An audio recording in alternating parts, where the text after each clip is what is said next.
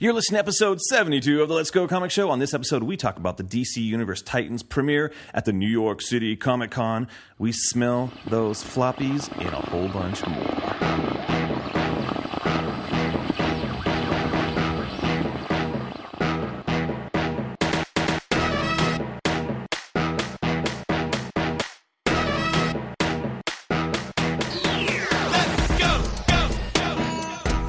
This is episode 72 of the Let's Go Comic Show. My name is Justin. And I'm Matt. Hey, dude, let's jump in to the world of comics. Because this is a Let's Go Comic Book Show where we talk about comics, comic book movies, comic TV shows, everything in the world of comics. We're going to jump into that today. But first, got to let all the people know about that rating system. Matt, how do they do that? What's the rating system? Let's Go rating system. Yes. The top is not a Let's Go. It's a Gotta Go. That's right. It's better than the show. Better than the show. We're me. that humble. And then below that is a Let's Go. Below that is a Go. Hey. Below that is a Don't Go. Don't do that. And at the very bottom, creeping around, just stewing, it's trash juice. Oh, yeah. I got some trash juice today, too. Oh, wow. And some people may disagree, but I don't care. It's what I deal, what I think trash juice is. And it'll tie into some of our news items. So, right on. So let's FYI. start on those news items, Justin. Well, first, I just want to let people know. Dude. I know it's been 2 weeks. We missed out. There's some stuff going on. It feels like a long time. It's been a long 2 weeks. It's only been 2 weeks. Lots happened in 2 weeks. But first, I just want to let people know they can find us at www.letsgocast.com, or most importantly, the Patreon. Like, you love this show and you want to listen to it, like you're listening to it right now. I hope that you feel a little guilty. You're like, oh man, I'm not really giving to that show though. And we're not asking for a lot. Hey, you know what? Give a couple bucks, like $1, $3, $5, whatever. You might be able to get yourself some sweet buttons. Yes, like maybe fresh off the press. Fresh off the press. Some stickers. We'll give you some stuff. We will send it to you. Give us a couple bucks, and we will mail out some swag to you. And so we always have new stuff coming. I got some magnets coming, some buttons, stickers, all types of things to adorn your personal effects with. So anyways, there you go. Nice. Go and check that out. But yes, now we can jump into some of this news, Matt. It is currently the New York Comic Con. It is going on right now. It started today. Happening. Today's Wednesday. When you get this, it'll probably be Thursday or Friday. But it is happening. Things are happening all over the place in New York. People are excited. Cats and dogs are living together. Stay Puft Marshmallow Man is stepping on churches. And then the DC Universe premiered Titans tonight. They did. Have you seen any reactions yet? Yes. So I actually have two buddies. Eric and Pete were there. They watched it, and their actual words. I'm gonna look at the actual text from them that they sent today to me. Do it. I'm gonna send it to you. I'm vamping a little bit. All right. So they said the Titans trailer does not do the show justice, and I said, "Is it worse?" Ha ha ha ha. And they said, "No, it's very good." And they're like, and then they said, good to hear. yeah, and they said the Titans show is more in line with Marvel's Netflix than DC's CW shows. So there you go. I mean, hopefully that Not bad. gives you some, some pause and like, okay. I mean, it's not like I'm not going to watch it. I paid for the app. I want to check it out. But that does make me feel a little better about some of the dramatics, the melodramatics that were in the trailer and stuff like that. But I liked the Jason Todd little clip they showed a couple weeks back. Yeah, that was a good clip, and I think the little bit of Beast Boy stuff was like all right too. Yeah. But along with that, we got a trailer, some teaser footage, right? Whatever you want to call it, for the new Harley Quinn animated show. Okay, dude, that thing looks fun as heck, dude. It looks really fun. Yeah. So it was. I am documented on social media saying that I was not excited about this idea. Mm-hmm. But I think it's convinced me. Why? Like, you know what? Just the idea of it, I'm like, I just feel like everyone's like all over Harley Quinn everywhere all the time. And I'm like, man, just give some other characters maybe some room to grow. And I don't love the shift that it's made for her to be like DC's answer to Deadpool. Mm-hmm. Because I think there's more to her than that. Okay. That being said, this footage and all that stuff, like, there's a lot to be excited about. It looks like it's well done. It's funny. She straight references Deadpool. Yeah. They kind of put some shade on the Deadpool show that was supposed to come out. Yeah. Didn't they say like, well, unlike Deadpool, this show's coming out. Actually going to happen. Yeah, they threw shade at like DC again, like the darkness. I feel like they've been doing that a lot in house because the Teen Titans Go to the Movies yes. did a lot of that. Like DC's dark, but we're making fun of it. You know, like yeah, and that's fine. But like they can't keep doing that. They gotta back off that a little bit. Yeah, that well's gonna go dry eventually. Yeah, but I thought it looked really fun. And it's got we have Kaylee Cuoco from The Big Bang Theory, which none of us are fans of. Yeah. She's been rumored to be doing this voice. I watched the first season or two of that show, and I like mildly enjoyed it. It's just kind of got. I remember after a while. We were at WonderCon. I think was it WonderCon or Comic Con? I think it was WonderCon like 5 years ago, and some like TV news guy was there, and he was like, "Hey, you guys like Big Bang Theory?" And I was like, "Nah," and I like walked off. And like the guy got you to low key like go through a comic book box, and he had you go, "Got it." Remember? And I remember it was like on the news. Oh man, yeah. Like I was like doing the same thing that like Sheldon did. Yeah. It was just like whatever. Anyways, homegirl's doing Harley's voice. 30 seconds of fame. Yeah, you were famous, and I was like, I totally like left you out to dry. I'm like, don't put me in this. You did, dude. I'm not a fan, dude. I feel like that show is not a celebration. It is a mockery. Anyways, so it's got, like you said, Kaylee Cuoco, and then there's also Lake Bell, Alan Tudyk, who he's a part of a lot of DC stuff. Oh, really? Yeah. So nice, because he's going to be on Doom Patrol as well. Yeah. Ron Funches. Lake Bell, what's she doing? Lake Bell, I don't know. She's just going to be on the voices. I think maybe she's Poison Ivy. I was trying to figure out who that Poison Ivy voice was. Yeah. So Ron Funches, who was on. Freaking what was the DC show? Oh, that should be on the app just so we can go. Was it Powerless? Powerless, yeah. Man, remember Powerless? Oh.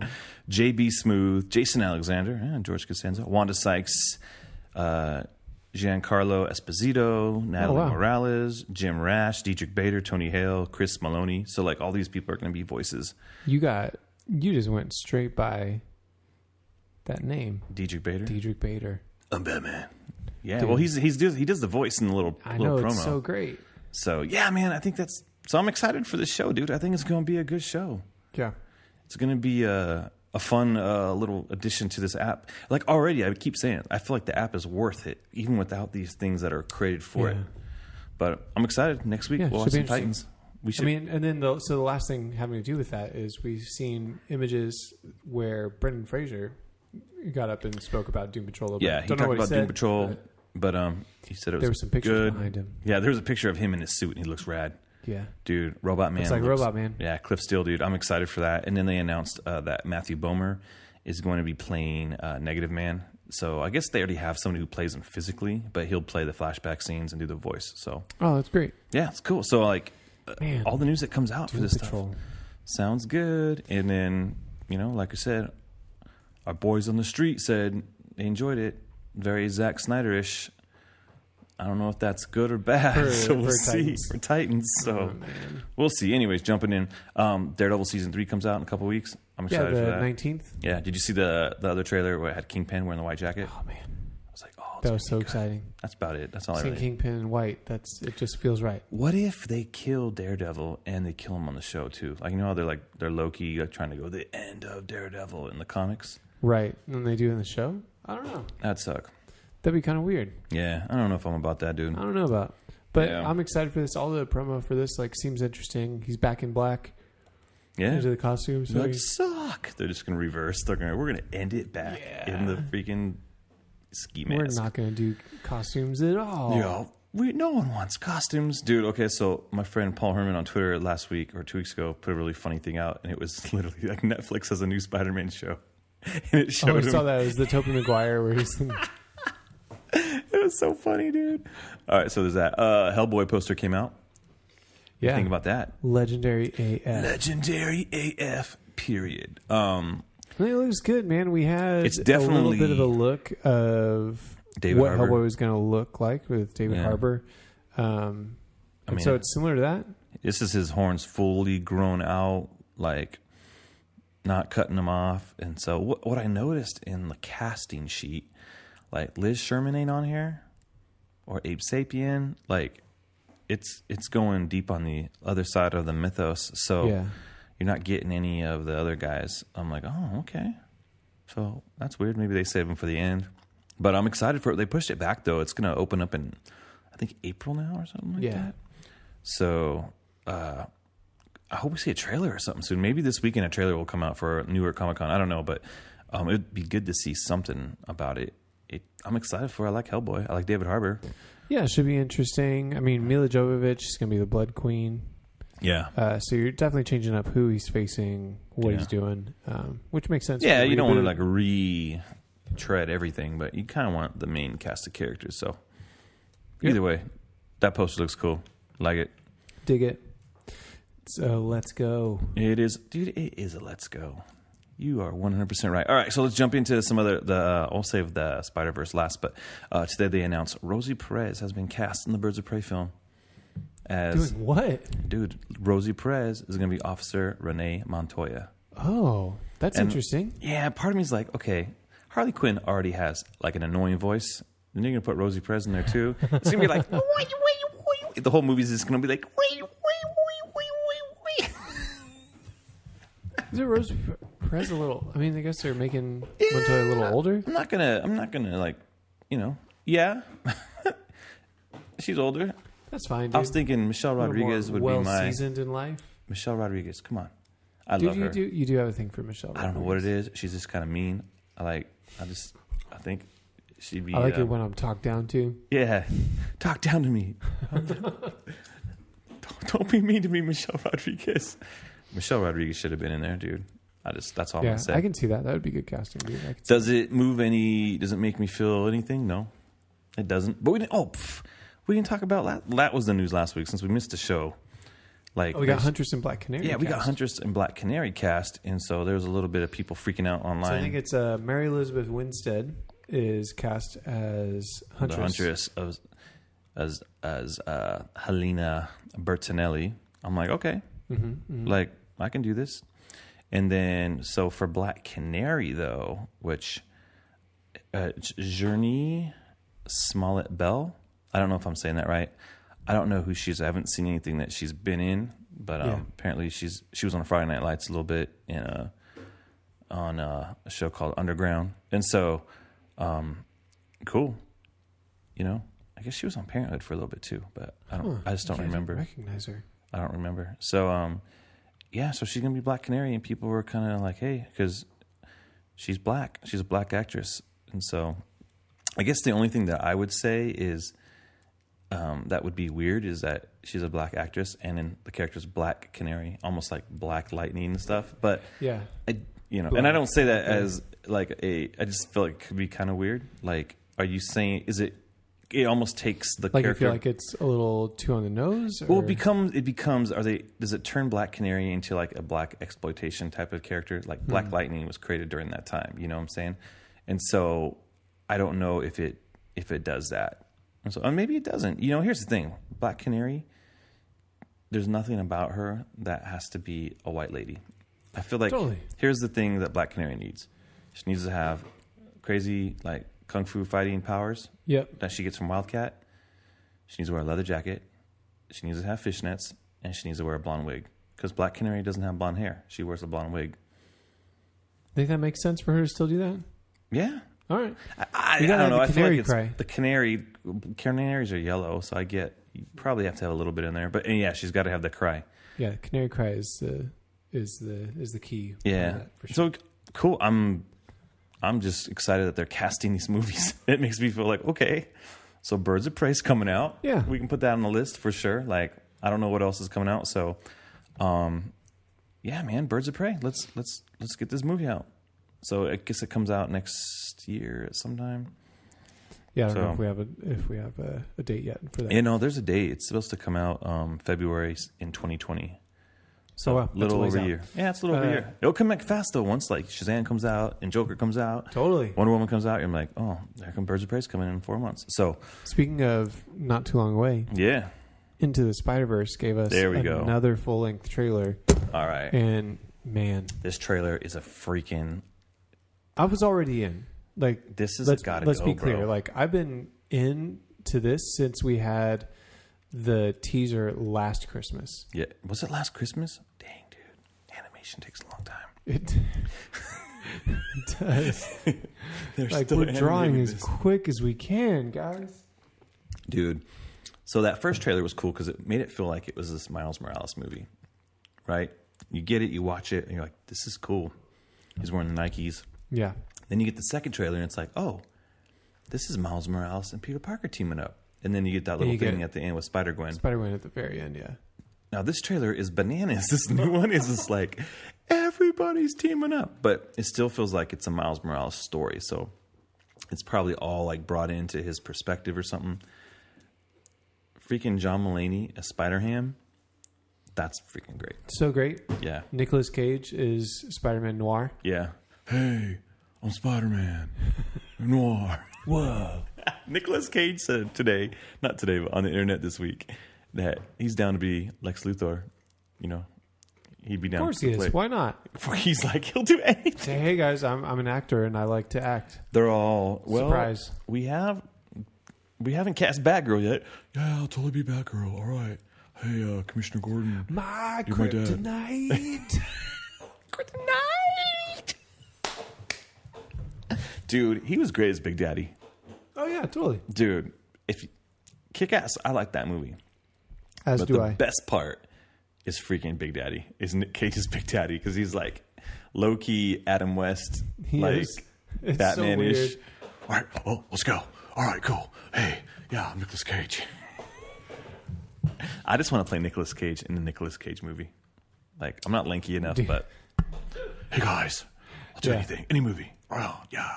You could do like Raising Arizona, maybe. Era Nick Cage. That's cool. Thank you. The other thing, you're welcome. The other thing that's kind of fun is, dude, I don't remember. It's Jake something, right? That's doing Peter Parker's voice. He's Nick from the New Girl. Yeah. You were literally just watching that when I walked in. Yeah, I was like, I just had him in the background. Yeah, I was gonna go there with you too. I like his voice. Oh, he's got a great Peter Spider-Man Parker. voice. Yeah, for like kind of older Peter Parker. Mm-hmm. I dig it, and the animation still just is incredible. Dude, looks so good. I like how the different characters from the different universes almost have different animation styles too, a little bit. Not all of them, but Spider-Ham definitely does. Oh yeah. So you got Liev Schreiber is Kingpin. Oh yeah. Lily Tomlin's Aunt May. I don't care.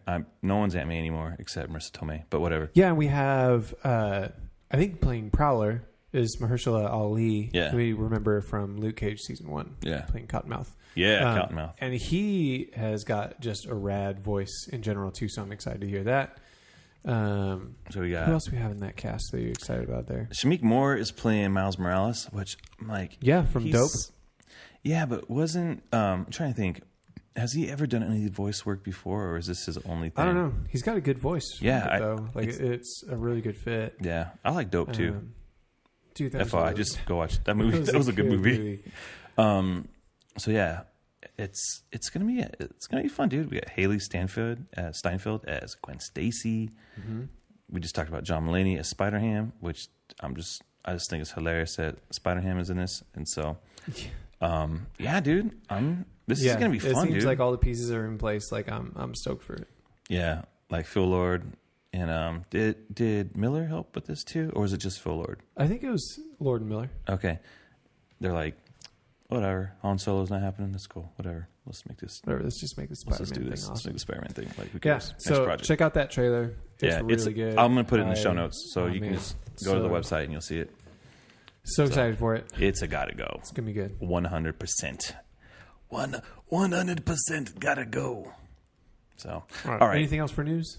No, man. There probably is. Just 2 weeks you miss stuff, obviously. Yeah. So, it's been a busy couple weeks for sure. But before we get into the good stuff, it's time for some trash juice. Oh.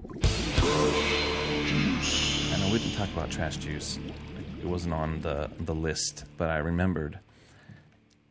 Let's go back to some of our news items. The DC Universe is putting out Titans debuts next week. They put out a poster for it last week, dude, and it looks like crap, dude. Sorry. It looked bad. Oh, really? Yeah. I'm like, come on, Warner Brothers can make really cool posters. Like, they did a lot of cool marketing for, like, even for Justice League, they put some good stuff out. Even for Batman vs. Superman, Man of Steel, like, Dark Knight. All right, Dark which poster are we talking about? I have them pulled up It's here. like, well, maybe you have a fan one. Let me see the one that you have pulled up.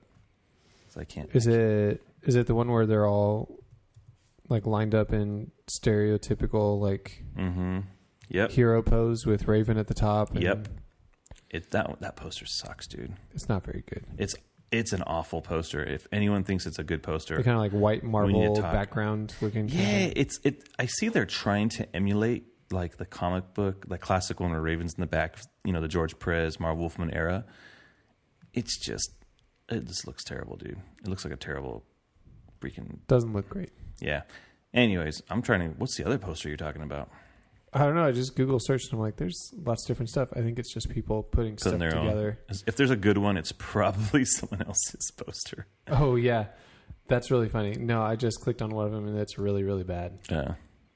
Anyways, I just felt like, come on, guys, put some work into it. It just feels very sloppy. It feels very like we photographed all these people in separate rooms and cut it together, man. It just doesn't make sense. And so trash juice. So there you go. Do better, DC. I'm giving you guys $9 a month. Actually, I prepaid, and so there's like 3 months that I'm getting it for $0. But I'm giving you about $6 a month. $6.37 a month. Give me a poster that doesn't look like it was like a school project. That's all. Dang. Yeah, dude. Like, come on. The whole ink thing's played out. They have a bunch of ink behind everybody. Jank. So, anyways, there you go. Trash juice. Pff, flush it. All right, so you ready to move on to some floppies? Dude, it's time. It's been too long. It is time. It's time for the floppies. Yeah, and you can get your own Smell Them Floppies button if you join the Patreon. So yes, you can. Get a little button, put it on your shirt, wear it to the comic store. Let them know, I'm here to smell some floppies. Please buy any floppies that you purchase, though. I mean, buy any floppies that you smell. Before you go and smell a floppy, purchase it first, right? Purchase it. So, all right, let's just jump in, dude, to Heroes in Crisis, dude. Came out last week. We didn't get a chance to talk about it. Right. It's a big deal. It's a big deal. Did you read was there any pushback? I didn't actually see a lot of pushback, but I anticipate there is. I remember reading it thinking, oh, man, people are going to be pissed. That's the first thing that I thought. I was like, and, spoilers here, guys. We're going to spoil Heroes in Crisis. We're going to spoil Heroes in Crisis. So the idea... There's Heroes in Crisis. is we're kind of using that naming convention, right, around Crisis, but in a different way. And it's to really basically explore the effect of violence and maybe explore a little mental health type stuff, right, with superheroes. Yeah. That's kind of a crude way of simplifying it, but basic idea, right? I've also heard that there's going to be like a murder mystery, like a whodunit kind of thing, which we definitely get that vibe as we go into this. How did you feel coming away from that? Just basically, like we said, like, man, people are going to be up in arms over this. Yeah. Any other feelings like finishing up this issue? Yeah. Before we get into the details? I was just like, oh, dang, dude, they went there. Okay. Like, let's see it play out. Obviously, I'm pretty much a Tom King, like, fanboy. Like, I'll read whatever he puts out right now. So, but I was like, dang, dude, you're just asking for a bodyguard situation again. Right. On this one. It's true. It's true. I did read a lot of people say stuff like, it's not going to last, so whatever. And like, their minds are made up. It's all going to revert back to, And in some cases, I'm like, maybe. Yeah. With a couple of the deaths, maybe. But some what of if them Booster Gold goes back and stops like some of the deaths at the end? Like he time travels back. That's true. It could happen. Can I say it looks like on the first page that Don Knotts is drinking coffee in that diner? Wait, Don Knotts. I'm trying to think. Don Knotts is... Oh, shoot. He's like, Andy Griffith's show? Shirley? Is that a thing? Is Shirley a thing with Don Knotts? Oh, I don't know. Is Shirley on like... He just kind of looks like him.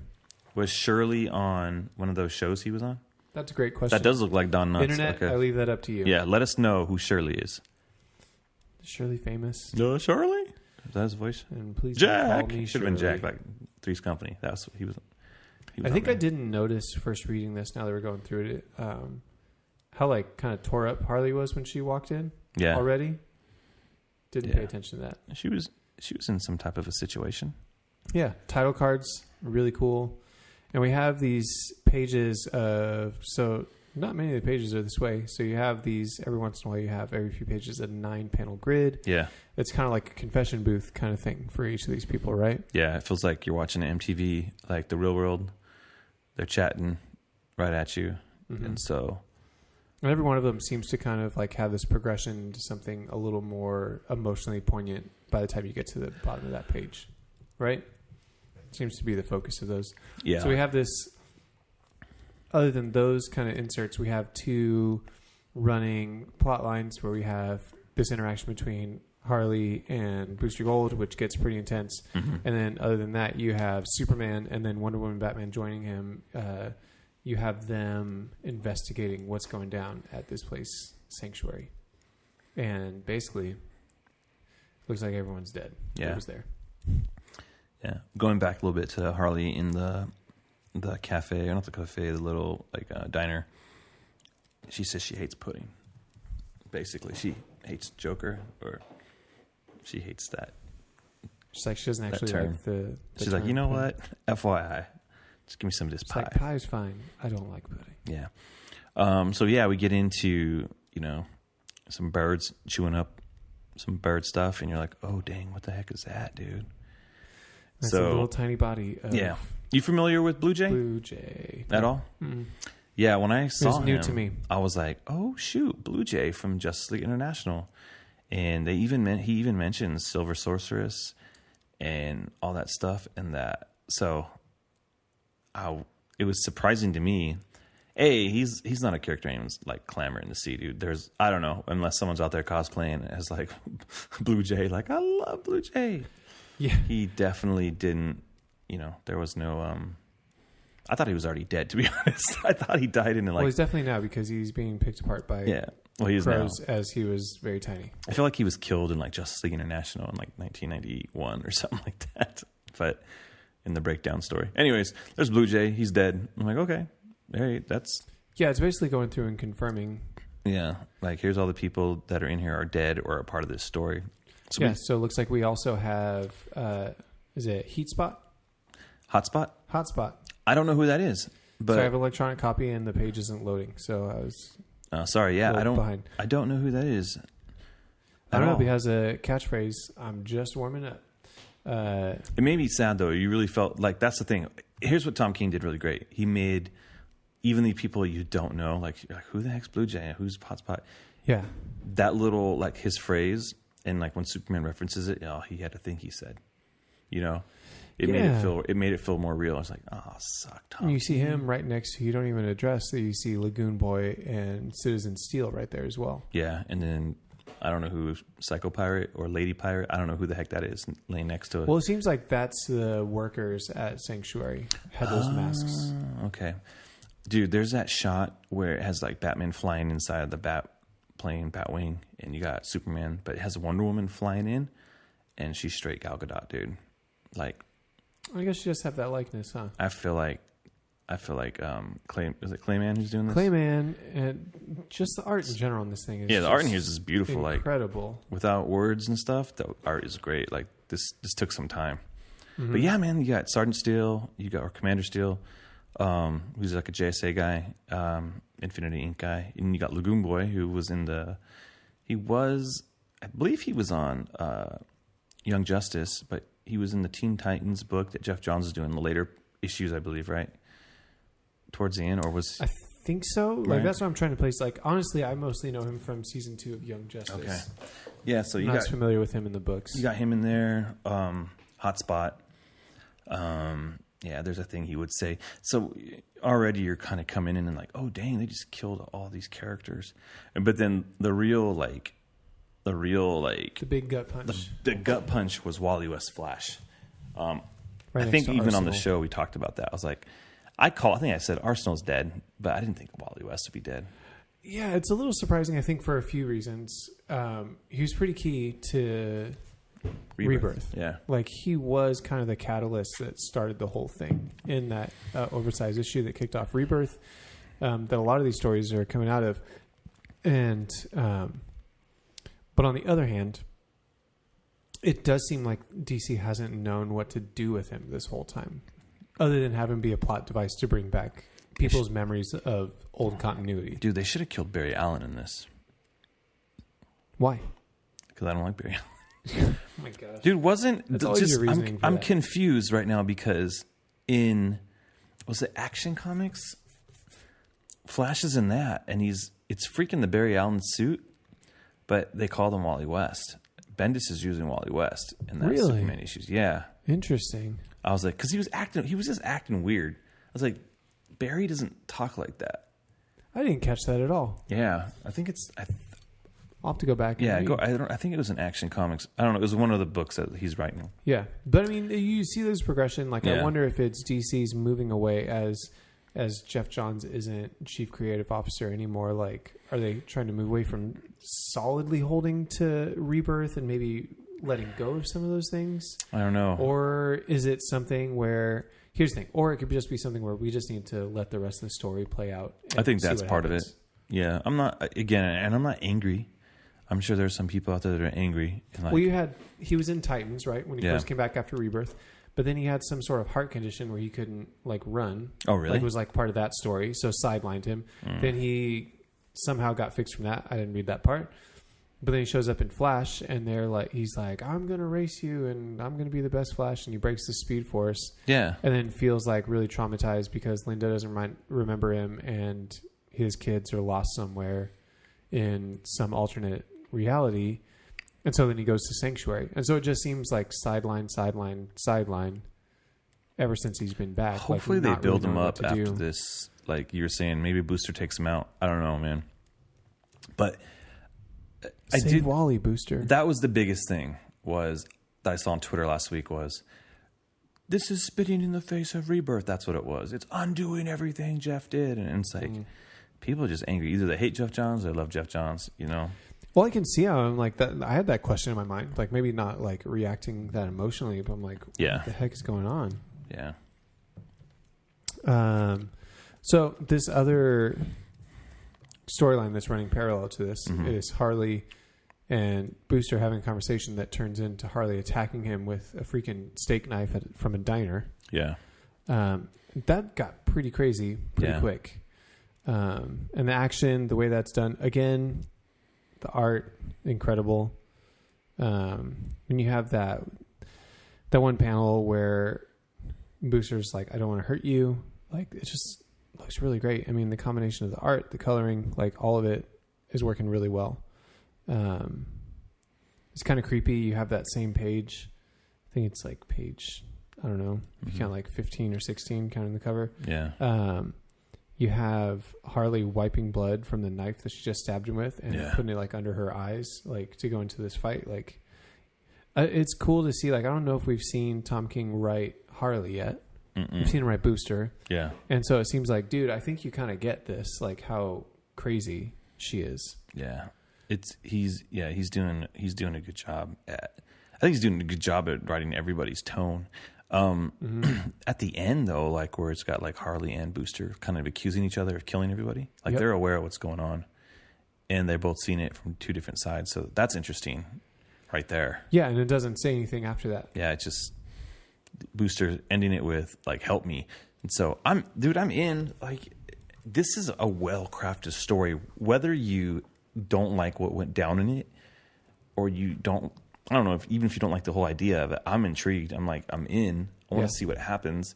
Well, me too. You're not a good storyteller if you give all the answers in the first chapter. Yeah. That wouldn't make any sense. And I'm starting to move into this idea with these stories I guess I don't need to be that attached to characters anymore.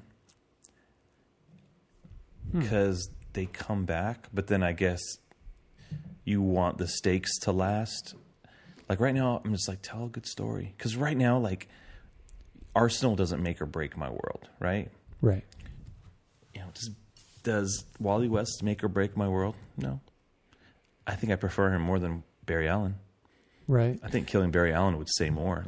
They killed Barry Allen? I think that's an interesting idea, though, that you're talking about is disconnecting ourselves from the characters themselves, not because we don't care about them, but it's just to connect more to the story that's trying to be told. Yeah. I think that opens you up to that, I can let go of what I think should happen with these characters because I want to let this story play out. And then I can pass judgment on whether it was well told or not. Yeah, exactly. And I think that when reading in like especially reading comics, because that's the one thing that, imagine being a writer, like everything I write, someone's going to say, it's going to just get undone, or someone's going to like, wink it away or whatever. Yeah. Like, I think it's the story that matters. Like the stakes do matter, but it's like, how are you telling the story? How are you unraveling? And I like how he did it. I'm very intrigued, man. Yeah, me too. I think I definitely hit the end. Again, like I always say this, like if I hit the end of the book and I'm like looking for an extra page somewhere, like searching, like, wait a second, that's it. That's a good sign. That means you've crafted this in a way where I'm in for the ride. Yeah. So I love this idea of Sanctuary. I wish we had a little more Sanctuary build up. It's been a few issues. It was in Batman issues. Having it be completely. Was it in Flash? Is that what you're saying? So did he? They referenced it. Yeah. Okay, so I wasn't reading in a Flash issue. At the end of Flash War, that's where they were sending Wally. Yeah. And so I like these like Ma and Pa Kent robots that are there. I don't know who that chick is in the yellow dress. I don't know if that was just another robot. Even though they're dismembered. Yeah. Well, it's just like they've created this like comforting like place to go. It's inspired by Superman, Wonder Woman, and Batman. Like all three of their personalities went into creating this place. Yeah, and I'm curious too if I think of the other people that have been sent there. Like they sent Poison Ivy there. Yeah. That's right. So where is she? Is she alive? Shoot. Like I think there's more to unfold, and I'm guessing in a way it's going to get worse before it gets better. Yeah. Next issue, Batman's supposed to fight Harley Quinn. So nice. See what happens. Yeah, man. And that should be this month in October. Yeah. Cool. So I give this issue a let's go. I thought it was really well done. Again, I may sound like a Tom King fanboy. Maybe I am. I think he does. Is that such a bad thing? That would be my question. Nope, it's not. He just writes some good comic books, man. And I'm on board. I'd agree. I would say let's go. The art is really solid. The concept is intriguing. Is fantastic. Yeah, it's more than just solid. The art is really, really good. Yeah. And I'd say the concept itself is intriguing. And then the execution of it, I think, is done really skillfully, really well. I think if it's not for you, I totally get that. But I'm in, and I'm really curious to see where this goes. You're all, I'm in. I'm in. So, cool. All right, let's jump into a comic that actually came out like almost a month ago. But then the second issue just came out this week. Yes, the second issue came out this week.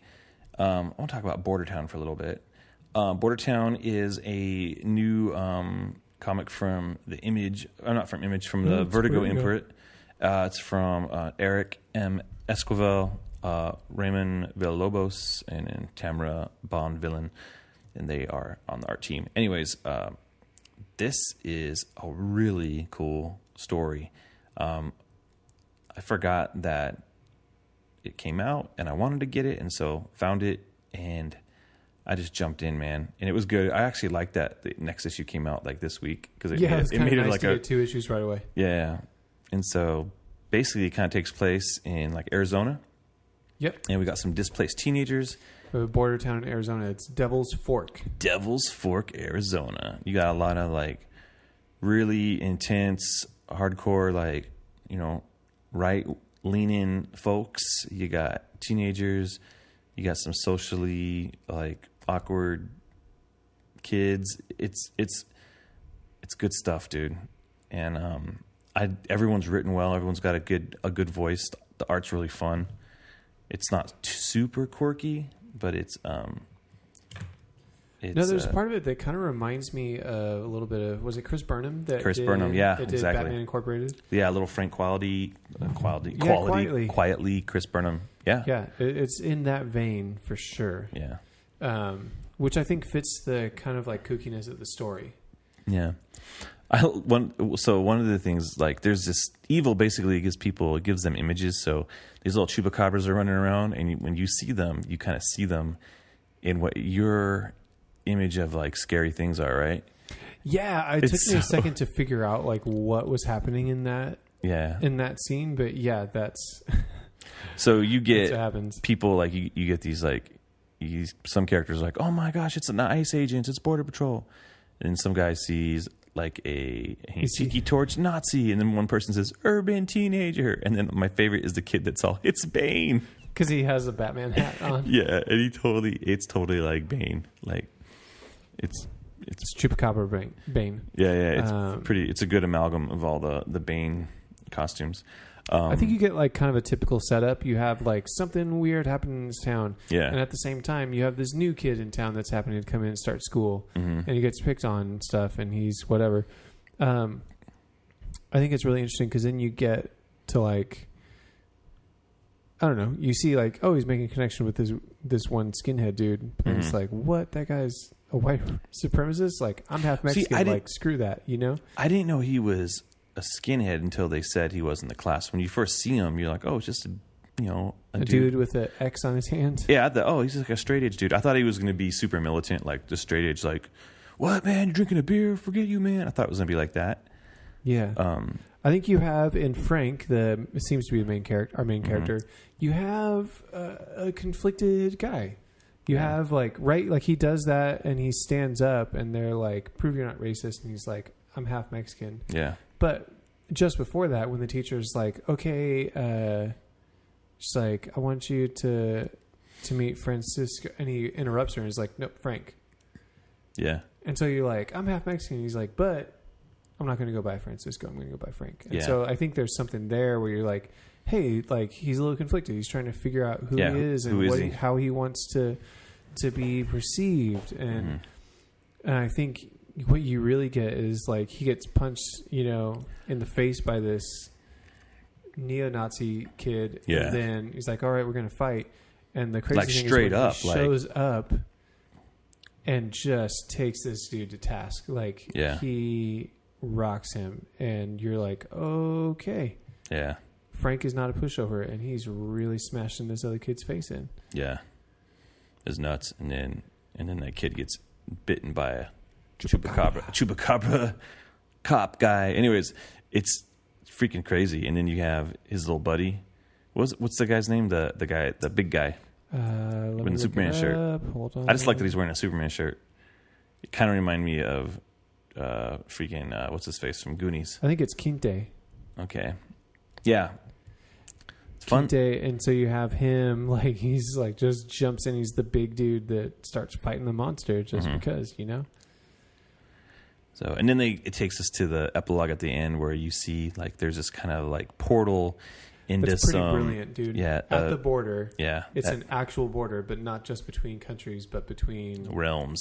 There's a realm, and it's called Mictlan, so the capital city of the Aztec underworld, and that's where the chupacabras are. And then there's Mictlantecuhtli. I can't say. I said that wrong. He's the Lord of the Dead and the King of Mictlan.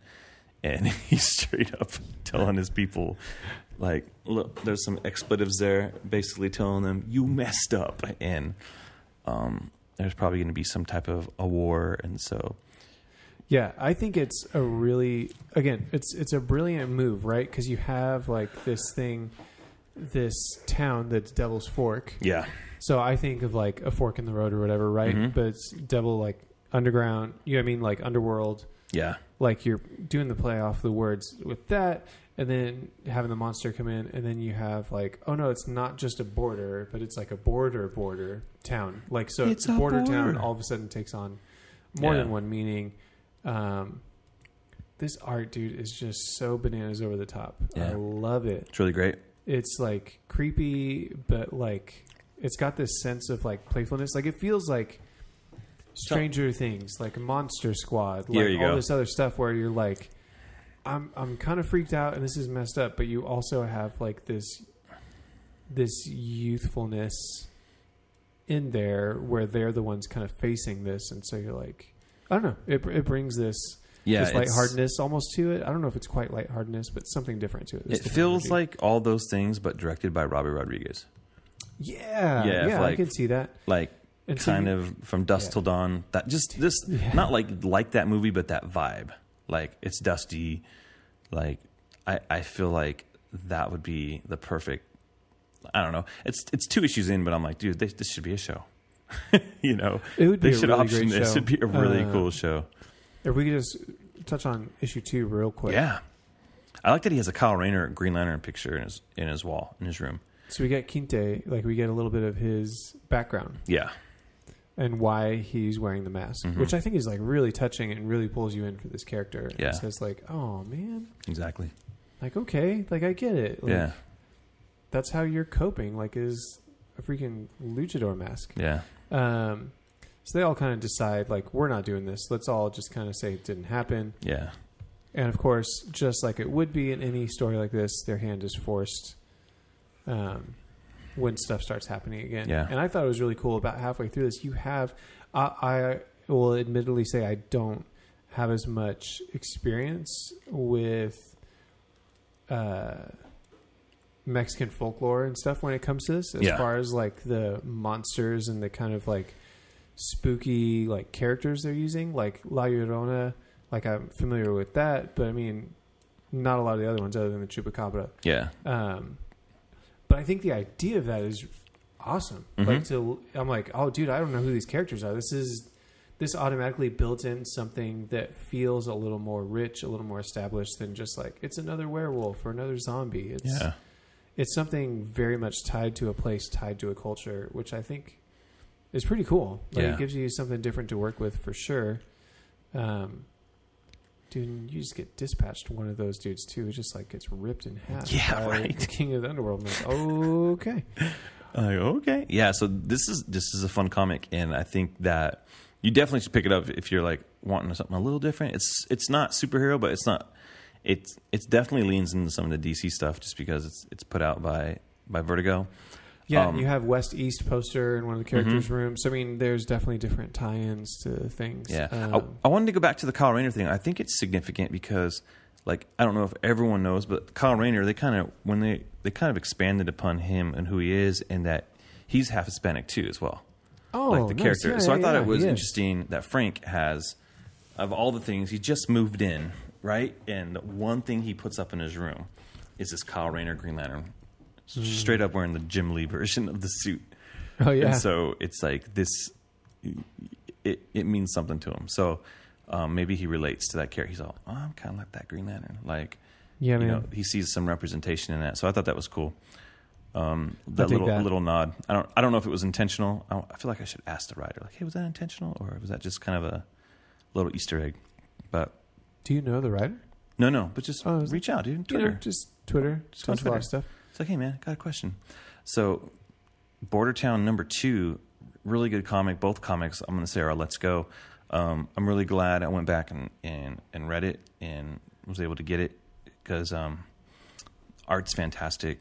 The characters are great. If you being able to not have any established characters, right? You're not starting with Superman here. You're not starting with Green Lantern even. You're starting with characters that are all new characters to us. But it feels familiar in like the Breakfast Club kind of way. Yeah. You know what I'm saying? Like it's not like you don't know who these characters are, but you get who they are. Like I'm bought in. Yeah, exactly. So, yeah, into this book. Let's go. Buy this book. Both are Let's Go's. All right. So finally, we'll just wrap up with, haven't talked about this book yet. The new Amazing SpiderMan by Nick Spencer. It's a freaking fun comic, dude. That's cool, man. I haven't gotten around to reading any of those. Yeah, I gotta let you borrow them. So the first... I like Ryan Otley on drawing these guys. Like, it looks really good. He's on the first 4, so he's off. He might come back, but right now, so Humberto Ramos is back. Oh, nice. Okay, yeah. And he's Ramos, I don't know how some people go Amos, some people go Amos. It's Ramos, dude. Yeah. It's okay. I've heard others, though, like our friend Fredo, he's Ramos, but I've heard people say Ramos. They're wrong. They're probably all wrong. It's probably a white guy saying it. Fredo, I'm sorry. Yeah. For our friend Justin. I'm just saying, dude, I've heard people say, not for... Anywho, whatever. Let me just get into this book. I think it's really fun because in Peter Parker, everything's kind of going good in his life right now.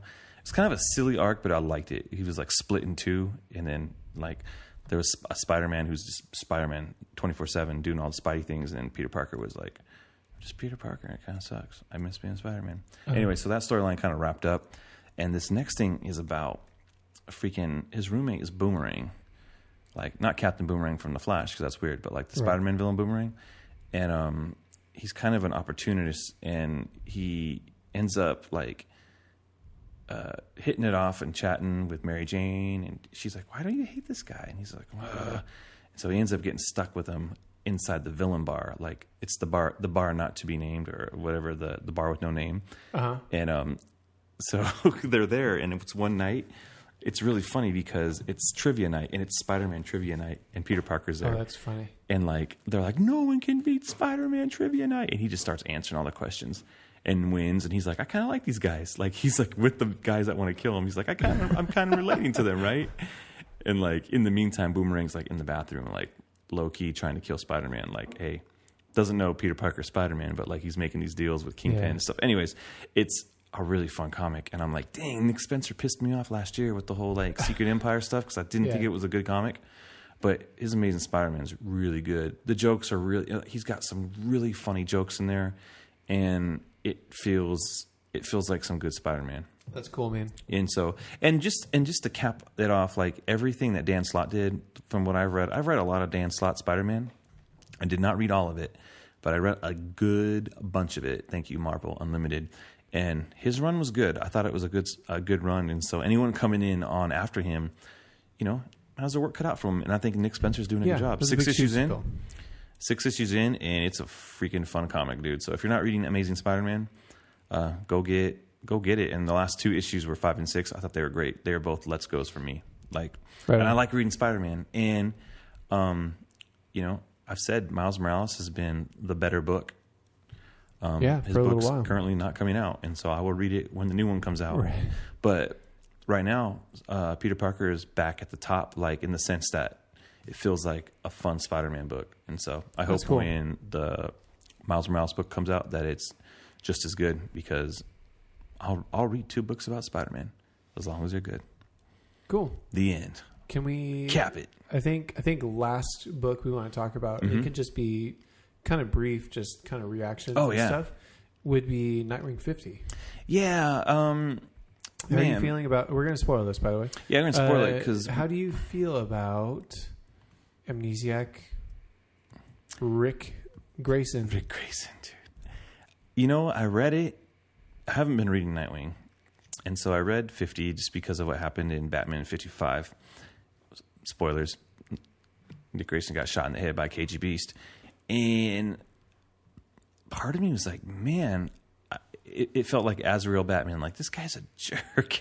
It's interesting, but you don't want it to go on forever. But it's kind of like, why do this if you're going to change it back? And I don't hate it, but I can definitely see some Nightwing fans like being pissed. It's funny, the cover with the weird Nightwing bird like scar on his head. But it's like, I thought it was on the right side. It's on the or the left side. I don't know, but the art was fantastic. I'll tell you that. Like, yeah, it changed around a lot. It changed around when they did a flashback to like when he was younger, like some of that stuff. The main stuff, I didn't care for the flashbacks as much. Yeah, the flashback stuff was a little weird, but I like the story.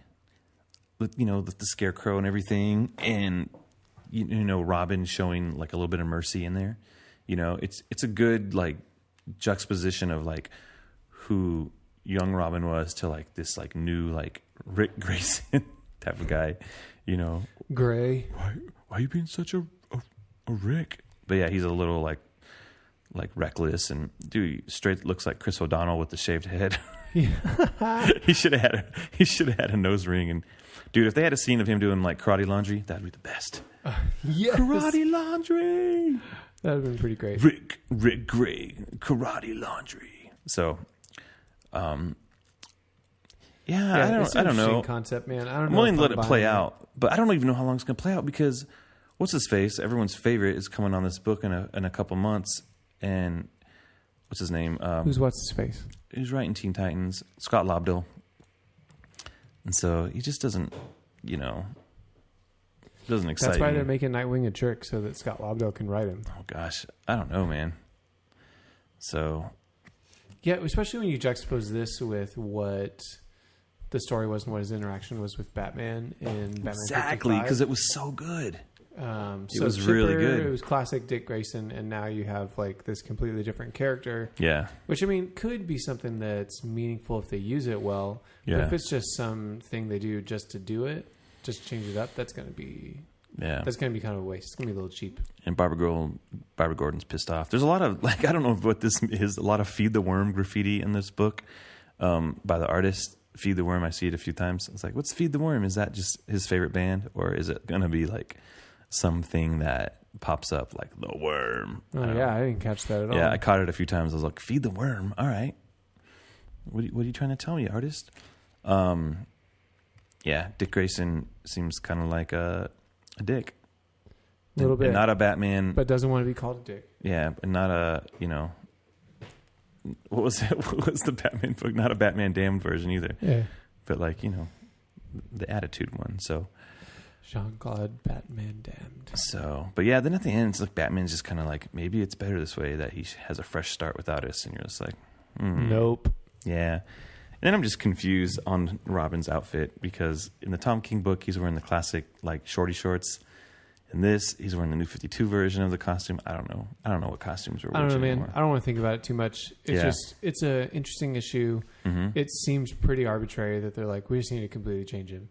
Yeah. And he burns down all his costumes in the end. Nightwing, no more. Nightwing, night terrors. Dun, dun, dun. So, I give this issue a go because I just don't know, man. Yeah, I man, feel like I'm they not could have gonna done something argue with you on different. They could have did something different. I feel like they could have explored, like, they could have done a few, like, it, I don't know, man. It just feels like it's so like right off the bat. Like, they didn't give us any, like, warning, any, like, oh crap, he's in there, what's going on? Like, they could have done some crazy weird, like, hallucination, like, flashback stories in his brain of, like, his life with Bruce. Like, what does all this mean? And then I think it would have meant more, because a lot of people probably jumped onto this book after 55 of Batman 55, like, oh, I got to read Nightwing 50. Yeah, see, like, the fallout of and they that. could, and they didn't give you any padding for fallout. They went straight into their story, and I'm like, you could have given us a little bit of, like, who's Dick Grayson? People who've been reading this book know, but, like, that new person who wanted to jump off on a curiosity note could have got a little bit of a weirder story or something fun, like. Yeah. But anyways, Nightwing number 50. It's a go. So that being said, we're gonna wrap this show up. Yeah, that's a show. Thanks for listening, everybody. We're a go right now. We're a get out of here. Go out of here. Yeah, we're gonna get out of here. I don't know what I'm saying. Matt, I want to tell you on Twitter how much I agree with you. No, I disagree with you. Tell me. That sounds about right for Twitter. Yeah. That'll be at Matt Ritchie. What about you? Yeah, J_Rocker. You can get the show at Let's Go Comic Show on Twitter and Instagram. Again, you can follow the show at www.letsgopodcast.com. And please leave us a 5-star review and some words on the iTunes podcast store, and then we will read them on the air. So there you go. Yes. Yeah. So my name is Justin. I'm Matt. Let's go. Let's go. Let's go.